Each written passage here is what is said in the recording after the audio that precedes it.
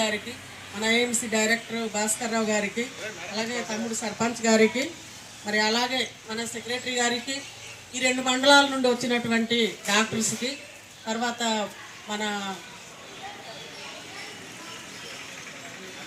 Animals department అందరికీ, మరి అలాగే అడుగుపూట్లో వచ్చినటువంటి పంచాయతీలో వచ్చినటువంటి ప్రజలందరికీ నా హృదయపూర్వక నమస్కారాలు. ఈరోజు చాలా శుభదినం మనకు. ఒకప్పుడు ఏ రోజు కూడా ఇలాంటి పశు వైద్య శిబిరం పెట్టడం నేను అయితే తెలియదు నాకు. కానీ ఈరోజు మన ఆయంలో మా మార్కెట్ యార్డ్లో మన ముఖ్యమంత్రి వర్యులు చంద్రబాబు నాయుడు గారు మనకి ఇది పెట్టడం చాలా సంతోషంగా భావిస్తున్నామమ్మా. ఈరోజు మనకు బాగలేదంటే మనము హాస్పిటల్కి వెళ్తాం, అంతేనా? కానీ నోరు లేని జంతువులకు, మూగజీవులకి ఈరోజు మన ఊరు దగ్గర పంపించి, డాక్టర్స్ని మన ఊరు దగ్గర పంపించి, మేము మేపుతున్నటువంటి, మేము పెంచుతున్నటువంటి మేకలవని, గొర్రెలవని, ఆవులవని వాళ్ళకి కూడా ఇంజెక్షన్ వేయడానికి ప్రభుత్వం ఈరోజు ఏర్పాటు చేసిందంటే నిజంగా చంద్రబాబు నాయుడు గారికి మనం ధన్యవాదాలు చెప్పుకోవాలి. ఈరోజు కూటమి ప్రభుత్వము అన్ని విధాలుగా ఆలోచిస్తుంది. వాళ్ళు మనకు సహకరించినప్పుడు మనం ప్రజలు కూడా, రైతులు కూడా సహకరించి మన పశువుల్ని దగ్గరుండి ఇంజెక్షన్ అవని, ఇంకా మందులు ఏవో చెప్పారు ఇప్పుడు డాక్టర్ గారు, అవన్నీ కూడా మనం దగ్గరుండి ఇచ్చినట్టయితే రేపొద్దున రైతులు బాగుంటేనే మేము బాగుంటాము.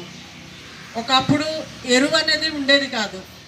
అప్పట్లో పేడతోటి ఎరువు తయారు చేసుకొని ధాన్యం అవన్నీ, చోలవన్నీ అన్ని విధాలుగా పండిస్తుండేము. అప్పుడు ఏ జబ్బులు, జ్వరాలు ఉండేది కాదు.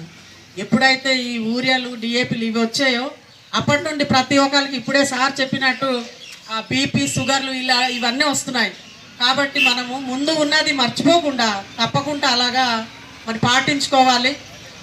మీరు ఎప్పటికైనాను తెలుగుదేశం ప్రభుత్వానికి రుణపడి ఉండండి. కూటమి ప్రభుత్వానికి ఎప్పుడైతే కూటమి ప్రభుత్వం వచ్చిందో ఆ రోజు నుండి ప్రతి గ్రామానికి రోడ్డు, ప్రతి గ్రామానికి మంచినీళ్ళు అవన్నీ, ఈరోజు పెన్షన్ లేని వాళ్ళకి పెన్షన్, ఏది లేకపోయినా సరే చంద్రబాబు నాయుడు గారు కూటమి ప్రభుత్వం మనకు ఊర్లో పంపించి అన్ని విధాలుగా సహకారం అందిస్తుంది. కాబట్టి మీరు అందరూ మరొకసారి కూటమి ప్రభుత్వానికి రుణపడి ఉండాలని మనస్ఫూర్తిగా కోరుకుంటూ ఈ అవకాశం ఇచ్చిన పెద్దలందరికీ మరొకసారి ధన్యవాదాలు, నమస్కారాలు తెలియజేస్తూ ఇంతటితో ముగించుకుంటున్నాను. కూడా మనకే చూడండి, ఈరోజు గిరిజన ప్రాంతంలో రాను రాను రాను పశు సంపద అంతరించిపోతున్నాయి. ప్రతి ఇంట్లో ఒకానొకప్పుడు మేకలు ఉండే, గేదెలు ఉండింది, ఆవులున్నాయి, కోళ్ళున్నాయి. కానీ ఈరోజు గ్రామాల్లో చూస్తే 100% చాలా గ్రామాల్లో ఆవులు లేదు, పశువు లేదు, కోళ్ళు కూడా లేవు. వాళ్ళు కోడి మాంసం తినాలి పండగ పూటన బజార్ వెళ్తున్నటువంటి పరిస్థితి. ఈరోజు పవర్ టిల్లర్ కొనుక్కొని దుక్కి తిన్నుకుంటున్నారు. మరి ఇలా చేస్తే పశు సంపద అంతరించిపోతుంది. పశు సంపద ఎప్పుడు అంతరించిపోతుందో భూ యొక్క సారవంతం కూడా సర్వనాశం అవ్వడం ఖాయం. ఎందుకంటే మిత్రులారా, ఒక ఆవు యొక్క పేడ నిజంగా దాని యొక్క సారవంతము సుమారు 5-6 సంవత్సరాల వరకు ఉంటుంది. అదే నువ్వు ఒక ఎరువు వేసి పండిస్తే ఆ సంవత్సరాల వరకు తర్వాత మళ్ళీ అది పనిచేది, మళ్ళీ ఇంకొక ఎరువు వాడాలి. మరి ఈరోజు ముఖ్యంగా గిరిజన ప్రాంతంలో పసుపు, పిప్పల, ముఖ్యంగా మన వాణిజ్య పంటలకి ఒకానొక్కప్పుడు దిగుబడి ఏంటి, నేటి దిగుబడి ఏంటి ఆలోచించినట్లయితే ఖచ్చితంగా పశు సంపద లేకపోవడమే నేనైతే కరగండిగా చెప్పగలను. మరి ఇటువంటి పశు సంపదను మనమందరూ కూడా దానిని రాను రాను అంతరించుకు చేసుకుంటున్నాం మనమే. ఖచ్చితంగా దీని వలన రైతన్నలకి తీవ్ర నష్టం. ఎందుకంటే ఈరోజు ఇందాక మరి సార్ చెప్పినట్టు గిరిజన ప్రాంతంలో బ్రహ్మాండమైనటువంటి ఆర్గానిక్ పంటలు, అది కేవలం పశు సంపద మీదవే ఆధారపడి ఉంటుంది. ఆర్గానిక్ అంటే వితౌట్ కెమికల్తో కూడుకున్న ఎరువులతో పండించిన పంటలు. మన గ్రామంలో మన యొక్క పిప్పల దొడ్డిలో నువ్వు వేసేటువంటి వరి నారు, అదే ఆ మిరప కానీ, కందులు కానీ, చిక్కుళ్ళు కానీ, ఇదంతా క్లియర్ కట్, అది ఆర్గానిక్. అంటే చూడండి ఎంత మనిషికి ఆహారంగా ఉపయోగపడుతుంది, మనిషికి దుక్కికి ఉపయోగపడుతుంది, మనసుకు ఆహారంగా కూడా కోళ్ళు, మేకలు ఉపయోగపడుతుంది. అవి అంతా కూడా ఆర్గానిక్. అంటే ఎంత ఉపయోగం ఉందో మనం ఒక్కసారి పశు సంపద మీద ఆధారపడి ఉన్నటువంటి రైతన్నలు ఒక్కసారి మనం గమనించాలి. రాను రాను మనం అంతా కూడా హైబ్రిడ్ యొక్క వస్తువులకు అలవాటు పడి మన యొక్క ఏవైతే మనం రైతులను చెప్పుకుంటున్నామో, మనము పండించే పంటలు కావచ్చు, మనం పెంచే పశువులు కావచ్చు, దీనిని రాను రాను దూరం చేసుకొని ఈరోజు మన భూమిని మనమే నాశనం చేసుకునేటువంటి పరిస్థితి ఈరోజు జరుగుతూ ఉంది. కాబట్టి మిత్రులారా, అయితే నేను ఒకటే ముఖ్యంగా వెటనరీ వాళ్ళకి కొంచెం ప్రచారం చేస్తుంటే రైతులందరూ ఉంటే బాగుండునేమో, వాళ్ళకందరికి ఇటువంటి అవగాహన ఖచ్చితంగా చెప్పాల్సినటువంటి అవసరం ఉన్నది.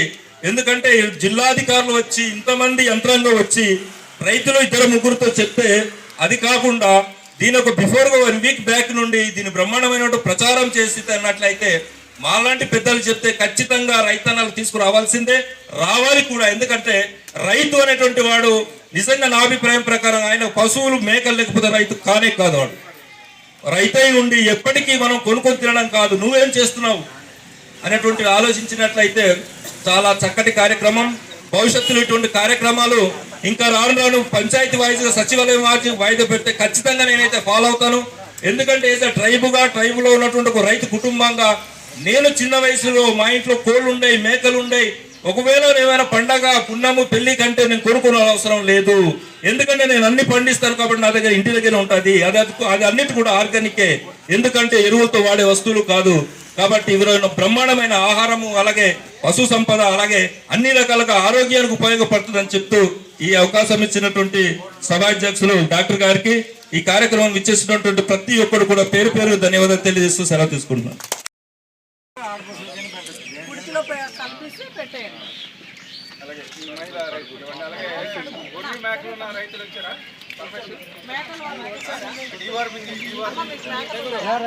అందరూ ఒకసారి కాదు,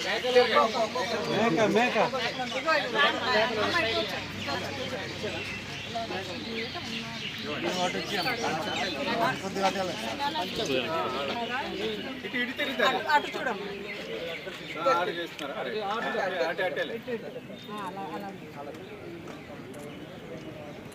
అది బాడీ వెయిట్ బట్టి అది మీకు ఏలుగు పాముల నివారణ నిమిత్తం గొర్రెలు ఉన్నాయి కదా, గొర్రెల మేకల సిరంజ్తో మా వాళ్ళు వేస్తారు. డాక్టర్ గారు ఆధ్వర్యంలో వేయించారు. 2 ml నుంచి 5 ml వరకు బాడీ వెయిట్ బట్టి ఎక్కువ తక్కువ అయిపోతే